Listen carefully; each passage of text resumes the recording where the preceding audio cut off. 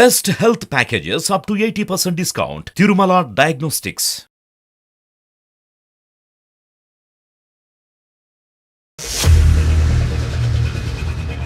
ఇంచుమించు మాకు 4 కెమెరాస్ ఆ కార్ని కవర్ చేస్తాయి మేడం. వాటి 4 కెమెరాస్ మీద బ్లాక్ క్లాత్ కప్పు ఉన్నాయి సార్.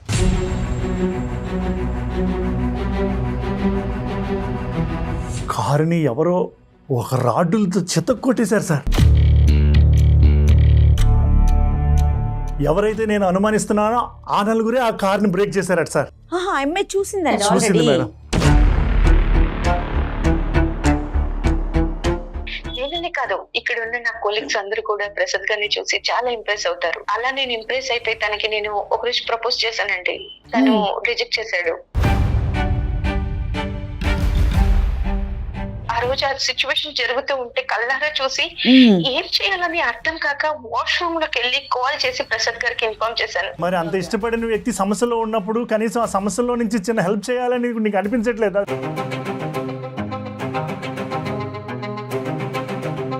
నేను ముందుకొచ్చి తన జీవితం నిలబడుతుంది అని చెప్పారు.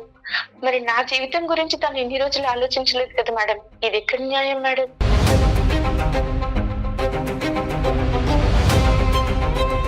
మిమ్మల్ని ప్రేమించానని చెప్పినందుకు నువ్వు సాక్ష్యం చెప్పండి, అది ఎంతవరకు కరెక్ట్ ప్రసాద్ గారు? మీ 60 లక్షల కారు నేను తక్కువ చేయట్లేదు. అది మీ ఉద్యోగం, మీ కష్టానికి సంబంధించినటువంటి ప్రతిఫలం నేను అనిపిస్తుంది. కానీ ఏంటంటే నన్ను ప్రేమిస్తున్నావా లేదా? ఎస్, నువ్వు నన్ను ప్రేమిస్తున్నావు కాబట్టి ఈ రోజు నువ్వు బయటకు వచ్చి నా తరపున మాట్లాడు అంటే కనుక that is called as a business.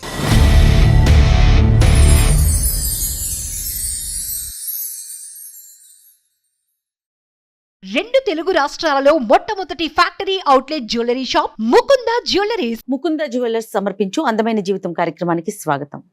నమస్తే కళ్యాణ్ గారు. నమస్తే జయ గారు. పక్కకు వచ్చాం ఎందుకంటే మన ఇద్దరితో పాటు మూడో వ్యక్తి కూడా వస్తున్నారు కాబట్టి షోలో. సో కొంచెం చిన్న చిన్న మార్పులు చేసుకోవాల్సి వచ్చిందండి. Very good. ప్రసాద్ అని ఆయన ఒక ఇష్యూ అండి. ప్రసాద్ గారి ఇష్యూ ఇప్పుడు మనం డిస్కస్ చేయబోతున్నాం. మనందరికీ తెలిసిన విషయం కళ్యాణ్ గారు, మనం ఎక్కడో చోట ఏదో ఒక సందర్భంలో వినుంటాం. లేట్ ఎందుకు, ఆయన పిలిచేద్దామండి. రైట్, ప్రసాద్ గారు వచ్చేసేయండి ఒకసారి.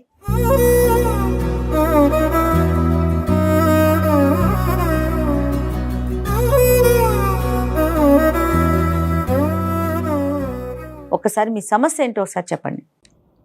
నా పేరు ప్రసాద్ మేడం. వైజాగ్లో ఉండేవాడిని.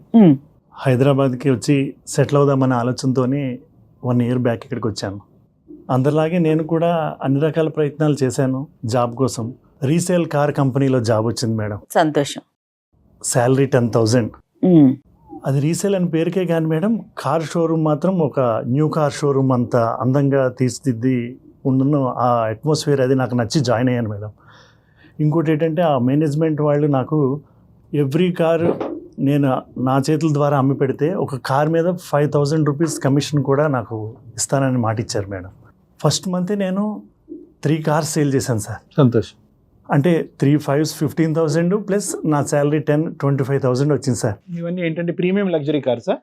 బాగా లగ్జరీ ఉన్నవి తక్కువ ఉంటాయి, ఎక్కువగా మిడిల్ క్లాస్ వాళ్ళవి ఉన్నాయి. 1 by 1 నేను ఎక్కువగా సేల్ చేయడం, నా కమిషన్ పెరగడం కూడా జరుగుతుంది. సంతోషం. ఆ వచ్చిన డబ్బులతో నేను చక్కగా నా కొలీగ్స్ ఒక 50 members వరకు ఉంటారండి ఆ షోరూంలో. మొత్తం బాయ్ నుంచి మొత్తం అందరు కూడా వాళ్ళకి స్వీట్స్ అవి పంచడం అవి చేయడం జరిగింది సార్. కానీ కొంతమంది వ్యక్తులు మాత్రం వాళ్ళు మనస్ఫూర్తిగా తీసుకుంటున్నట్టు నాకు అనిపించట్లేదు సార్. ఉంటారులేండి, ఆ జాతి ఉంటూనే ఉంటుంది. అయితే అయినా సరే నేను నా దృష్టి మాత్రం నా కెరియర్ మీద పెట్టాను సార్. Good good. ఎవ్రీడే నేను ఎవరో ఒకరిని పరిచయం చేసుకోవాలి, కార్ అమ్మాలి, అదే నా యాటిట్యూడ్. ఇంకా నాకు వేరే వర్క్ లేదు. సో నేను డే బై డే చేస్తే ఆఫ్టర్ 6 months నేను 1 day నేను చూసుకుంటే ఆ మంత్లో 10 కార్స్ సేల్ చేశాను సార్. 10 into 5 50,000. అదే టైంలో మా బాస్ బిఫోర్ వీక్లోని నాకు శాలరీ కూడా హైక్ చేశారు సార్. 25,000 చేశారు. సో నేను 75,000 ఫస్ట్ టైం నా లైఫ్లో గెయిన్ చేసిన మంత్ సార్ అది. సూపర్.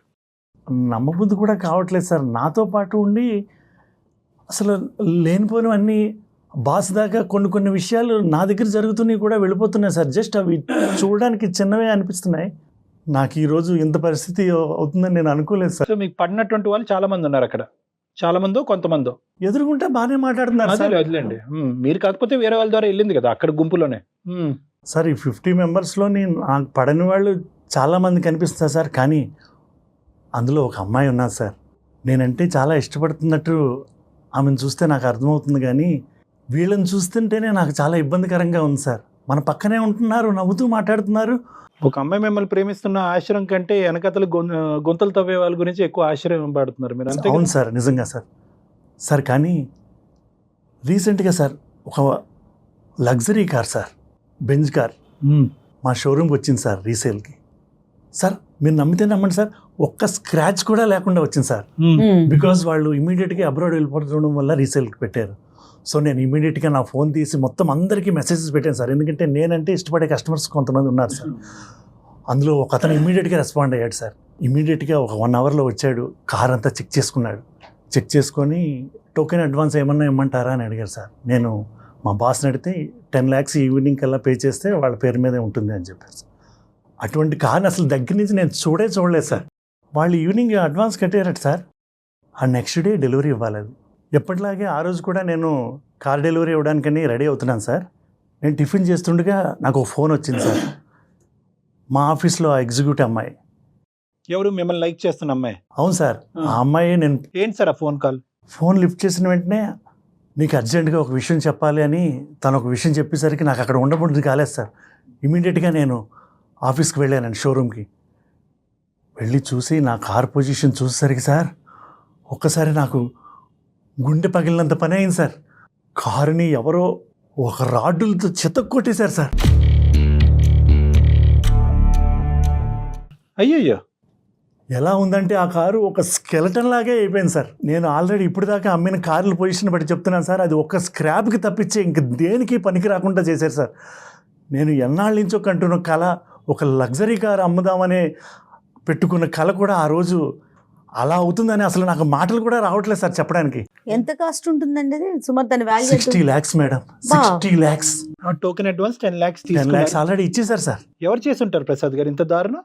అంటే ఏమో ఇంతకుముందు సార్. ఎప్పుడైనా జరిగిందా మీ షోరూమ్ లో ఇలాగా? అది చాలా ఎప్పుడు జరగలేదు ఎప్పుడు సార్. జరగలేదు. బయట మీరు మీ కాంపిటీటర్స్ ఎవరైనా ఉన్నారండి? బయట వేరే కంపెనీ వాళ్ళు అట్లా ఏదన్నా ఆలోచించారా? అలాగే ఉన్నా సరే అక్కడికి వచ్చి కారు బద్దలు కొట్టవలసిన అవసరం వాళ్ళకి ఎలా అవుతుంది మేడం?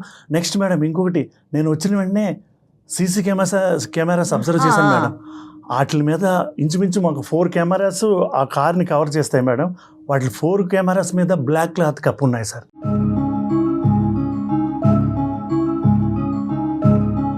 ప్రసాద్ గారు, ఇప్పుడు కెమెరాస్ మీద క్లాత్ వేసిందన్నారు. ఎవరి మీద అనుమానం ఉందా? ఇప్పుడు కాంపిటీటర్స్ వచ్చే అవకాశం లేదంటున్నారు. అవును మేడం. ఎవరి మీద డౌట్ కానీ ఉంది? మాతో పాటు పనిచేస్తున్న చెప్పాను కదా మేడం, ఒక 4 కొలీగ్స్ మాత్రం వాళ్ళ మీద మాత్రం నాకు చాలా ఇదిగా ఉంది మేడం, అనుమానం ఏంటి మేడం, కాన్ఫిడెంటే. ఇప్పుడు ఈ కారుని చేయటం వల్ల వాళ్ళకి వచ్చే లాభం ఏంటి? అంటే కారు అయితే డెలివరీ వెళ్తే అడ్వాన్స్ 10 lakhs వెనక్కి ఇస్తారు. దీనివల్ల మీకు వచ్చేది 5,000 ఇన్సెంటివ్ మీకు రాకూడదనేనా వీళ్ళు చేశారు? లేదంటే మేనేజర్ దగ్గర మీరు మార్కులు కొట్టకూడదనా? సార్ ఇప్పుడు ఆ కారు బద్దలు కొట్టినట్టు ఎవరు కొట్టారో తెలియతే ప్రూఫ్ లేకపోతే మొత్తం దాని మీద ఉన్నదంతా నా మీద పడి నాకు అక్కడి నుంచి జాబ్ పోవడం కానీ. ఏముంది సార్ ఈ రోజుల్లో? సీసీటీవీలు కప్పారు, ఓకే, ఎవిడెన్స్ అది పోలీసులు రాబట్టే విధంగా రాబడతారులేండి. బయట ఎవిడెన్స్లు దొరుకుతాయి, చుట్టుపక్కల షాపుల ఎవిడెన్స్లు ఇవన్నీ రకరకాలు ఉంటాయి. పోలీసుల దగ్గర లేనటువంటి బ్రహ్మాస్త్రం ఉంటుంది. వీళ్ళు తెలివితేటలు ఉంటాయి, వాళ్ళు తెలివి మీరిన వాళ్ళు అయి ఉంటారు. కానీ ఇన్సూరెన్స్ ఆబ్వియస్లీ ఇలాంటి కార్స్ కి ఇన్సూరెన్స్ సార్, ఉంటుంది. ఇన్సూరెన్స్ ఆ థాట్ కూడా నాకు వచ్చింది సార్. ఇన్సూరెన్స్ మీకు ప్రూఫ్ ఉండాలి కదా సార్. ఏదైనా యాక్సిడెంట్ అయితేనే కదా ఇన్సూరెన్స్ వాళ్ళు ఇస్తారు. కాదు ప్రసాద్ గారు, కంప్లైంట్ ఇవ్వటం చేశారా? జరిగిందా? ఇమీడియట్గా వచ్చారు మేడం పోలీసులు. వాళ్ళు చేయవలసిందంతా చేశారు, చూశారు, నాకు అడిగారు మీకు ఎవరి మీద అనుమానం ఉందా అని. నేను వాళ్ళకి చెప్పాను, వాళ్ళు ఎంక్వైరీ చేశారు. చూస్తాము, చేస్తాము, మళ్ళీ ఇన్ఫార్మ్ చేస్తామని వెళ్ళారు మేడం. మరి మీ మేనేజర్ ఉంటారు కదండి, బాస్ కూడా ప్రూఫ్ లేకుండా ఇది నాకు సంబంధం లేదు, నీ ఆధ్వర్యంలోనే జరిగింది కాబట్టి దీని రెస్పాన్సిబిలిటీ నీవే అని ఆయన కూడా వాళ్ళు ట్రై చేశారో అది జరుగుతుంది అతని లైఫ్ లో. అదే ఇప్పుడు ఏంటంటే ఏదైతే బాస్ కి ఇతనికి మధ్యన ఒక నెగిటివిటీ క్లియర్ చేయాలి, ఏదైతే ఎస్కలేషన్ ఉందో అది డిఫాల్ట్ అవ్వాలి, కింద పడాలి. ఎక్కడో చోట ఏ ఆధారం లేకుండా ఉంటది గురుగారు, చెప్పండి సార్. ఇప్పుడైతే మీకు విషయం చెప్పాలి సార్. నన్ను ప్రపోజ్ చేస్తున్న అమ్మాయి ఉన్నది కదా సార్, ఆ అమ్మాయి ఫోన్లో చెప్పిన విషయం అయితే అదే సార్. ఆ అమ్మాయి ప్రత్యక్షంగా చూసిందట. ఎవరైతే నేను అనుమానిస్తున్నానో ఆ నలుగురే ఆ కార్ని బ్రేక్ చేశారట సార్.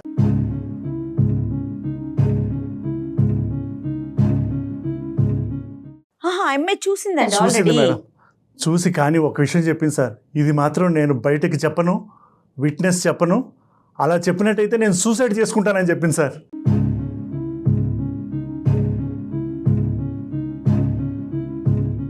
సీసీటీవీ ఫుటేజ్ కూడా కప్పినటువంటి వాళ్ళు ఈ అమ్మాయి ఏ మూలను చూసింది, ఎలా చూసింది, లేదంటే వాళ్ళు ఇలా మాట్లాడుకుంటుండగా ఈ అమ్మాయి విందా, సన్నివేశాన్ని చూసిందా, వాళ్ళు గుసగుసలు విందా? Right sir.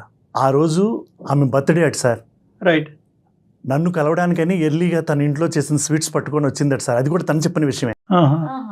కారుని ఫుల్గా బ్రేక్ చేస్తూ ఎవరైతే నేను అనుమానంగా అనుకుంటున్నానో ఆ నలుగురే బ్రేక్ చేయడం తను చూసిందట సార్. ఆ విషయమే తను నాకు ఫోన్ చేసి చెప్పింది సార్. సో అమ్మాయి చూసింది. కానీ తను విట్నెస్ ఇవ్వడానికి రెడీగా లేదు. ఏమన్నా అయితే వాళ్ళు బెదిరించారనో తను సూసైడ్ చేసుకుంటారనో చెప్తుంది సార్. అమ్మాయి భయపడుతుంది. సో తన కళ్ళతో తను చూసింది, చూసిందని చెప్పింది మేడం. మరి ఇప్పుడు ఏం కావాలి మీకు? అంటే ఈ అమ్మాయి వచ్చి ఆ సాక్ష్యాధార అంటే ఒక సాక్ష్యం చెప్పాలా? ఈ నలుగురు అంతే కదా సార్. ఇప్పుడు పోలీసుల దగ్గరికి అయితే సాక్ష్యం కావాలి కదా సార్. ఆ అమ్మాయి కూడా ఎలాగో నేను ఇష్టపడుతుందని అంటుంది కాబట్టి కొంచెం మీరు ఏమన్నా ఆ అమ్మాయితో కొంచెం మాట్లాడి. ఇంటెన్సిటీ కావాలి ప్రసాద్ గారు. ఇప్పుడు ఏంటంటే ఎంత లోతుగా మీరు వెళ్ళారు దాన్ని బట్టి ఆ అమ్మాయిని మనం ప్రశ్నించి ముందుకు తీసుకొచ్చి అమ్మ ఒక సాక్ష్యం చెప్పు బంగారు తల్లి, అతని జీవితం బాగుపడదని చెప్పొచ్చు మనం. ఎంతవరకు వెళ్ళారు? మీ డెప్త్ ఎంత సార్? ఇప్పుడు దాకా అయితే అలా ఏం జరగలేదు సార్. లేదు. బట్ ఆ అమ్మాయి వైపు నుంచి మాత్రం 100% ఆ అమ్మాయి నన్ను ఇష్టపడుతుంది సార్. లేదంటే మీకు ఫోనే చేయదుగా. అదే సార్ నేను కావాలనుకుంటుంది ఆ అమ్మాయి. నేను అనుకుంటుంది కూడా అదే సార్. కానీ ఎక్కడో మూల ఆ అమ్మాయి నాకు హెల్ప్ చేస్తుందని మాత్రం తప్పకుండా నాకు అనిపిస్తుంది సార్. ఇక్కడ ఒక డైరెక్షన్లో మేము వెళ్ళాం. ఒక డైరెక్షన్లో మేము వెళ్తే కనుక ఆ అమ్మాయి వర్జన్ కూడా మనం విందాం. మనం ఏంటంటే అమ్మ ఇది ప్రేమ, అమ్మ ఇది జీవితం, అమ్మ అతని జీవితాన్ని నువ్వే కాపాడాలంటే నా జీవితాన్ని ఎవరు కాపాడతాడండి బాబా అని అంటారు. సో ఇక్కడ ఏంటంటే నేను ఎందుకు ఇదంతా అమ్మాయితో ఫోన్ మాట్లాడే ముందు ఏంటంటే ఎన్ని జీవితాలు కాపాడి ఎన్ని కథలకి ఒక సుఖాంతమైనటువంటి కథను మేము ఇచ్చినా కూడా, ఒక ఎండింగ్ ఇచ్చినా కూడా మేము ఎప్పుడు కూడా బయలాటరల్గా ఓన్లీ ఇక్కడికి వచ్చి కూర్చున్నటువంటి బాధితుడి పాయింట్ ఆఫ్ వ్యూలోనే మేము ఆలోచించాం. అటువైపు మాట్లాడేటటువంటి వ్యక్తిని కూడా ఆవిడ కూడా విక్టిమా, ఆవిడ కూడా బాధితురాలు అనేటటువంటి అంశంతోనే ముందుకెళ్ళటం వల్ల ఈరోజు ఈ అందమైన జీవితం అనే కార్యక్రమం అంత సక్సెస్ఫుల్ అయ్యింది. ఎంతో మందికి జీవితాలకి మేము ప్రాణాలు పోసిన వాళ్ళం అయ్యాం.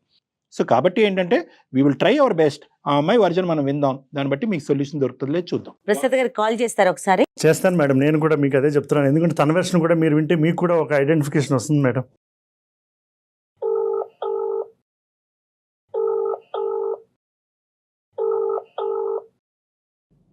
హలో హలో వేద, ప్రసాద్ గారు, నువ్వు ఎక్కడున్నావు ఇప్పుడు? ఆఫీస్ లో ఉన్నానండి.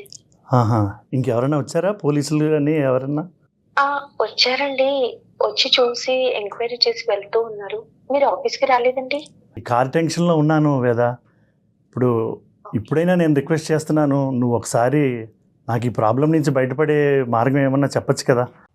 ప్రసాద్ గారు ఒక 2 minutes అండి, నేను ఆఫీస్ లో ఉన్నాను. ఓకే ఓకే పైకి వచ్చి మాట్లాడతాను. టెర్రస్ పైకి వెళ్తాను. ఒక 2 minutes.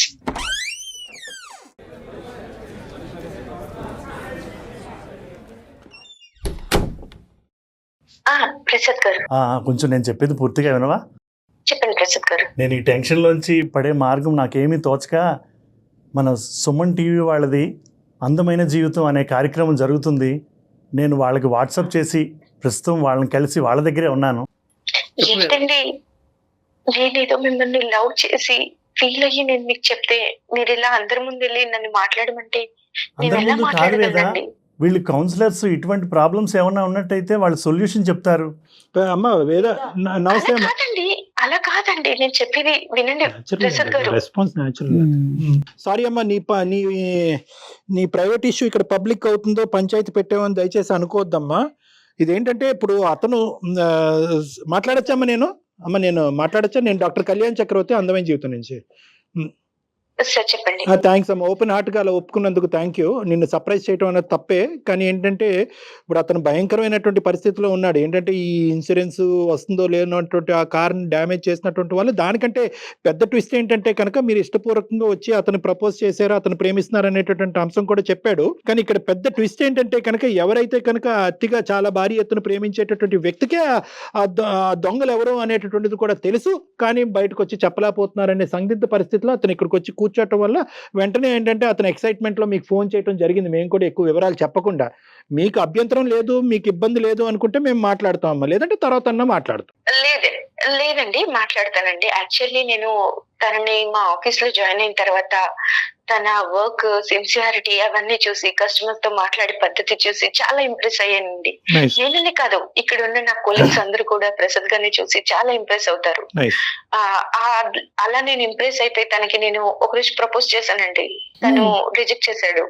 ఈ టైంలో సడన్ గా నేను తన మీద ఉన్న లవ్ తోని తనకి ఆ రోజు ఆ సిచ్యువేషన్ జరుగుతూ ఉంటే కళ్ళారా చూసి ఏం చేయాలని అర్థం కాక వాష్రూమ్ లోకి వెళ్ళి కాల్ చేసి ప్రసాద్ గారికి ఇన్ఫార్మ్ చేశాను. రైట్. నేను అప్పుడే చెప్పాను, ఈ విషయం నువ్వెవరికైనా చెప్తే నన్ను వాళ్ళు చంపేస్తా అన్నారు, నా ఫ్యామిలీని కూడా బ్రతికేమనివ్వరు, ఏం చేయాలని కూడా అర్థం కాదు ప్రసాద్ గారు, ఈ విషయం ఇంకెక్కడ కూడా చెప్పొద్దు అని కూడా నేను ఆయన కూడా తనకి ఇంకెక్కడ చెప్పానండి. డిస్కస్ చేయలేదండి వేద గారు ఆయన కూడా ఎక్కడ చేయలేదు, కానీ ఆయనకి ఎక్కడ ఏం చేయాలో పాలుపోక మా దాకా వచ్చారండి. ఇది మీరు అతను ఇష్టపడి అతనికి చెప్పడం అనేది ఎంతకాలం అయింది? 4 months అయింది సార్. 4 months అయింది. 4 months నుంచి అతని దగ్గర నుంచి ఏమైనా రెస్పాన్స్ వచ్చిందా మీకు?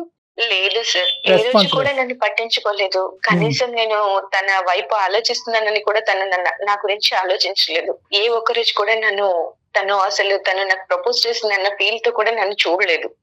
మరి ఏమనిపిస్తుందా ఆ అంశం గురించి నాకు చెప్పండి. మీరు వచ్చి బయటకు సాక్ష్యాల గురించి చెప్తారు లేదనేది వేరే విషయం. మరి దానివల్ల మీకు ఎటువంటి ఫీలింగ్ వస్తుంది లోపల, మీరు ఏమనుకుంటున్నారు? అంటే సార్, ఇన్ని రోజులు నేను తన గురించి చాలా వెయిట్ చేశాను సార్. ఎప్పుడన్నా కనీసం ఒక్కసారైనా వేదాను అంటే ఇష్టం, నాకు కూడా ఇష్టం అని కూడా ఏ రోజు చెప్పలేదు. కాకపోతే నేను మనస్ఫూర్తిగా ఈ క్షణం కూడా నాకు ప్రసాద్ గారు అంటే చాలా ఇష్టం అండి. Super super. So you love him, తనకు యు లవ్ హిమ్. తను ఎలా అంటే సార్, నేను చాలా సిన్సియర్ గా లవ్ చేస్తున్నాను. అంతే. సో అంత ప్రేమిస్తున్నాను కాబట్టి వాళ్ళు నన్ను అంతలా బెదిరించినా కూడా, వాళ్ళు నా ఏం family ని బెదిరించారండి? చంపేస్తా అన్నా కూడా నేను వెళ్ళి ప్రసాద్ గారికి ఇన్ఫార్మ్ చేశాను, ఇది జరిగింది సిచ్యువేషన్ అని చెప్పి. వేద గారు ఏమని బెదిరించారు? వాళ్ళు నన్ను కత్తితో బెదిరించి, నువ్వు కనుక ఈ విషయం బయటకు చెప్పితే నిన్ను నీ ఫ్యామిలీని ఎవరిని ఉంచము, నీకు అదే చివరి రోజు అవుతుంది అని చెప్పి నన్ను బెదిరించారు మేడం.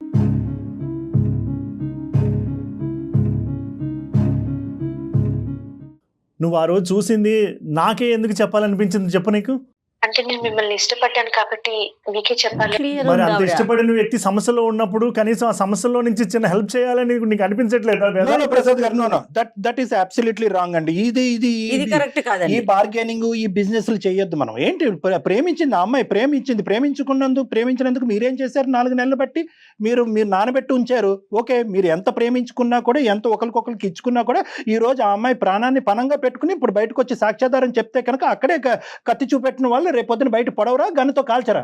మిమ్మల్ని ప్రేమించానని చెప్పినందుకు నువ్వు సాక్ష్యం చెప్పండి, అది ఎంతవరకు కరెక్ట్ ప్రసాద్ గారు? మీ 60 లక్షల కారు నేను తక్కువ చేయట్లేదు, అది మీ ఉద్యోగం, మీ కష్టానికి సంబంధించినటువంటి ప్రతిఫలం నేను అనిపిస్తుంది. కానీ ఏంటంటే మీ నలుగురు శత్రువుల్ని ఈ రోజు ఆ అమ్మాయి తన శత్రువుల కింద తయారు చేసుకోవడం అనేటువంటిది ఎంతవరకు సబబు? కేవలం ప్రేమించింది అనేటటువంటి. ఈ రోజు మీరు ఇక్కడ కూర్చున్నారు ప్రసాద్ గారు, ఆ అమ్మాయి మీరు ప్రపోజ్ చేయనటువంటి అమ్మాయి అయితే కనుక మీరు ఈ రోజు ఇక్కడ కూర్చుని ఉండేవారా? 4 నెలలు బట్టి గాఢంగా ప్రేమిస్తున్న ఆ అమ్మాయి ప్రతి క్షణం మీ వైపు కళ్ళ పెట్టి చూపెడుతుంది. ఆ అమ్మాయి ఇండికేషన్స్ అన్ని కూడా మీరు కొట్టిపారేస్తున్నారు. ఆ అమ్మాయికి ఒక సమాధానం చెప్పలేకపోతున్నారు. మీరు ఆ అమ్మాయి ఇచ్చినటువంటి ఆ ప్రేమ, ఆ గుండె ధైర్యం వల్ల ఈ రోజు మీరు ఇక్కడ కూర్చున్నారు. మీ మీద నేను కఠినంగా మాట్లాడుతున్నాను అనకండి. నన్ను హెల్ప్ చేయి వేదా అని మీరు ఇలా అడగండి. That's not a problem. ఇప్పుడు నన్ను ప్రేమిస్తున్నావా లేదా? ఎస్, నువ్వు నన్ను ప్రేమిస్తున్నావు కాబట్టి ఈ రోజు నువ్వు బయటకు వచ్చి నా తరపున మాట్లాడు అంటే కనుక that is called as a business. ఇంకా ఇప్పుడు నువ్వు బయటకు వచ్చి చెప్పేవే అనుకో, పిచ్చి ప్రశ్న నేను అడుగుతుంది కానీ అడగడానికి తప్పదు. వచ్చి చెప్తే ఏమవుతుందమ్మా, ఏం జరుగుతుంది? నిజంగా వాళ్ళు అన్నంత పని చేస్తారా? నా ఫ్యామిలీని నన్ను చంపేస్తానని బెదిరించారు సార్ వాళ్ళు ఎంత ప్లాన్గా వచ్చారు చూసారా? రెక్కి నిర్వహించి ఎన్ని కెమెరాలు ఉందో చూసుకుని వాటి మీద నల్లగొడ్డలు కప్పాలి, ఎవరు చూడనటువంటి సమయంలో రావటం. ఓకే కళ్యాణ్ గారు, మన చుట్టూ ఒక యంత్రాంగం లేదంటారా? చెప్పండి. ఇప్పుడు వాళ్ళు ఇష్టం వచ్చినట్టు కెమెరాస్ మూసేసి కనిపించిన వాళ్ళని బెదిరించేసి మేము చంపేస్తామనేసి అంటే మనం పోలీసుల హెల్ప్ తీసుకోలేమా? మన దాకా వచ్చారు కాబట్టి. మేడం, తర్వాత నా పరిస్థితి మేడం, నాకు జాబ్ ఉంటుందా మేడం? నా ఫ్యామిలీని అంతా నేను ఎలా లీడ్ చేసుకోవాలండి? ఎందుకు మేము ప్రత్యేకంగా దీన్ని సెలెక్ట్ చేసుకున్నాము అంటే కనుక ఈ పర్టికులర్ అంశం ఒకటి, ప్రసాద్ది కూడా చాలా సందిగ్ధమైనటువంటి పరిస్థితి, మీది కూడా చాలా భయంకరమైనటువంటి క్లిష్టమైనటువంటి పరిస్థితి. ఈ 2 అంశాలు ఇక్కడ ప్రధానంగా ముడిపడినాయి. ఎవరిది ఎక్కువ ఎవరిది తక్కువ అనేటటువంటి అంచనా వేయటం గురించి మేము లేదు. సానుకూలంగా ఇద్దరికి ఇబ్బంది లేకుండా ఒక కంక్లూజన్ తీసుకొద్దామని చెప్పి ఇప్పుడు ఇంత కష్టపడి ఇంత దూరం వచ్చి ఇక్కడ కూర్చుని తన బాధను విలపించుకున్నటువంటి ప్రసాద్కి మేము ఒట్టి చేత్తో పంపించేటటువంటి ఉద్దేశం కాదు. కానీ అట్ ద సేమ్ టైం నీకు ప్రాబ్లం లేకుండా నువ్వు ముందుకు వచ్చి ఏమైనా చేయగలవా అనేటటువంటి ఆలోచన, దాని గురించి ఒక్క నిమిషం మనం ఆలోచించుకుని చేసుకుని మేము నీకు ఏదైనా ఒక పరిష్కారం చెప్తే కనుక అమ్మ ఈ విధంగా చెయ్యమ్మా అప్పుడు నువ్వు స్మూత్గా ముందుకెళ్ళొచ్చు, అతనికి హ్యాపీగా అవుతాడు అని చెప్పడానికి మేము చెప్పే ముందు అసలు నువ్వు ఎంతవరకు ముందుకు రావడానికి రెడీగా ఉన్నావు అన్నది నువ్వు మాకు చెప్పాలమ్మా. కాదు వేద, మీరు కొంచెం ధైర్యం చేసి ముందుకు వచ్చి మీరు ఒక్క మాట చెప్పారంటే అతని జీవితం, అతని లైఫ్ నిలబడుతుందండి. ఒక్కసారి ఆలోచించండి మేడం. చెప్పండి. తను నేను ముందుకు వచ్చి తన జీవితం నిలబడుతుంది అని చెప్పారు. మరి నా జీవితం గురించి తను ఎన్ని రోజులు ఆలోచించలేదు కదా మేడం. ఇది ఎక్కడ న్యాయం మేడం?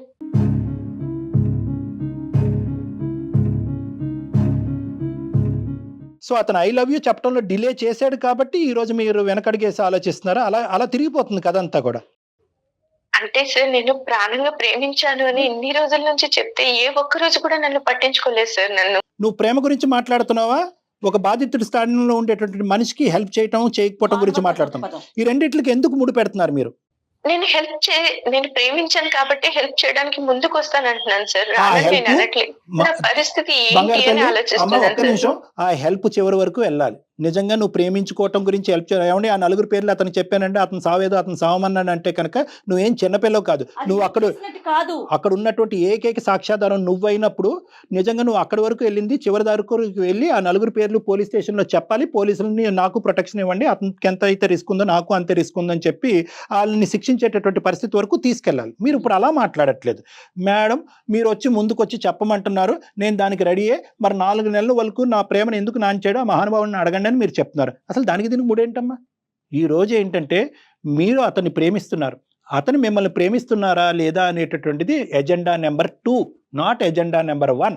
ఎగ్జాక్ట్లీ. ఎజెండా నెంబర్ 1 ఏంటంటే మీ కళ్ళెదురుగుంటా మీరు ఇష్టపడినటువంటి వ్యక్తి, చిన్న వయసు నుంచి ఎంత కష్టపడి ఈ స్థాయి వరకు వచ్చినటువంటి ఒక వ్యక్తి, సిన్సియర్గా ఆనెస్ట్గా కష్టపడినటువంటి వ్యక్తి, తన కష్టాన్ని నమ్ముకుని కష్టపడినటువంటి వ్యక్తినికి 4 దొంగలు మోసం చేసి అతనికి వెన్నుపోటు చేసేటటువంటి ప్రయత్నం చేసినప్పుడు ఒక మానవత్వ హృదయంతో మీ కడుపు రగిలిపోయి పోలీస్ ప్రొటెక్షన్ మీకు తీసుకుంటూ అతన్ని కాపాడేటటువంటి ప్రయత్నం చేద్దామా లేదా అది చెప్పండి. అంతే.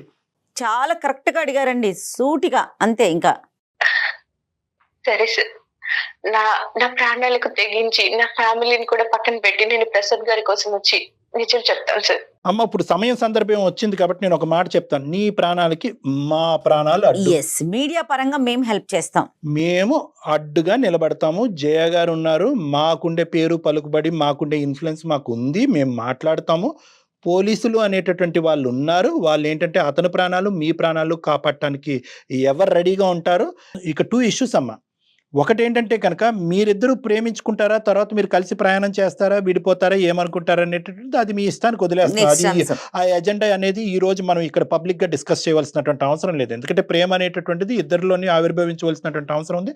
అతని కెరియర్ మీద కాన్సన్ట్రేట్ చేస్తున్నాడు, ఇప్పుడు మెంటలీ ఆ అంశంలో డిస్టర్బ్ అవ్వాలి అని అనుకోవట్లేదు. ఇక్కడ ఏంటంటే ఇక్కడ ఒక మనిషి ఉద్యోగాన్ని తీసి పక్కన పెట్టండి అమ్మ, ఈ ఉద్యోగం కాపాడతారా అతను కాపాడతారని. వీళ్ళు ఎవరైతే ఉన్నారో రేపొద్దున ప్రసాద్కు చేయొచ్చు, ఎక్స్కు చేయొచ్చు, వైకి చేయొచ్చు. ఈ ఎక్స్ వైకి చేసేటటువంటి క్రమంలో ఎవరో బయట వ్యక్తి చూస్తే కనుక అదే వాళ్ళ మీద కూడా కత్తో కటారో పట్టుకుని వెళ్ళి వాళ్ళ మీద కూడా దాడి చేసేటటువంటి అవకాశం.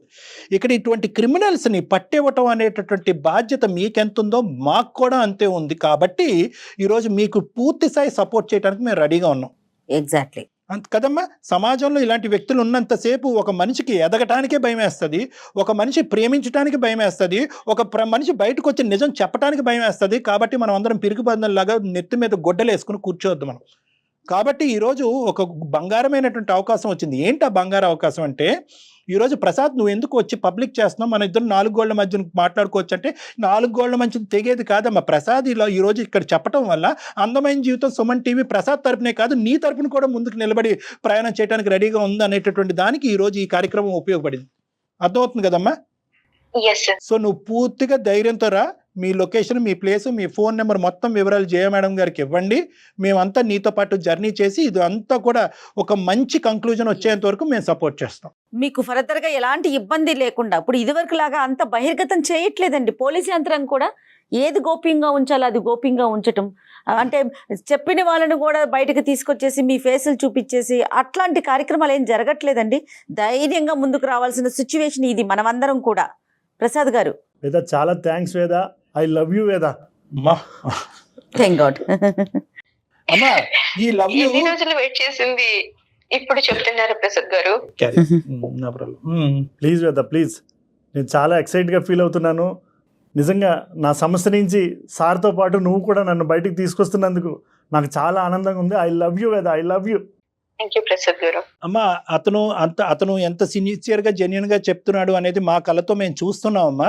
నువ్వు ఏది కూడా ఇది నేను చెప్తాను అని ఒప్పుకున్నందుకు ప్రసాద్ గారు ముందుకు వచ్చి నాకు ఐ లవ్ యూ చెప్తున్నాడని దయచేసి మీరు అనుకోవద్దు. అతను ఏంటంటే ఇప్పటి వరకు కెరియర్ ఓరియంటేషన్, బరువు, బాధ్యత, సంపాదన తప్ప ఇంకొక ఆలోచన లేదు. కాబట్టి మీ ప్రేమ కూడా చాలా బలంగా గాఢంగా ఉంటారు. మీరు తొందరలోనే ఒకటవ్వాలి, పెళ్లి చేసుకోవాలి. ఆ పెళ్లికి మేము కూడా పెద్దలుగా రావాలి. Thank you sir. రైట్ వేద, మీరేం కంగారు పడకండి. ఫర్దర్ గా ఏం చేద్దాం అనేది మనం మాట్లాడుకుందాం. Yes ma'am, thank you ma'am. Thank you so much. Thanks all the best. God bless right Prasad గారు. థ్యాంక్ యూ ప్రసాద్ గారు. గుడ్ లక్, ధైర్యంగా ఉండండి. 2 తెలుగు రాష్ట్రాలలో మొట్టమొదటి factory outlet jewellery shop Mukunda jewelleries.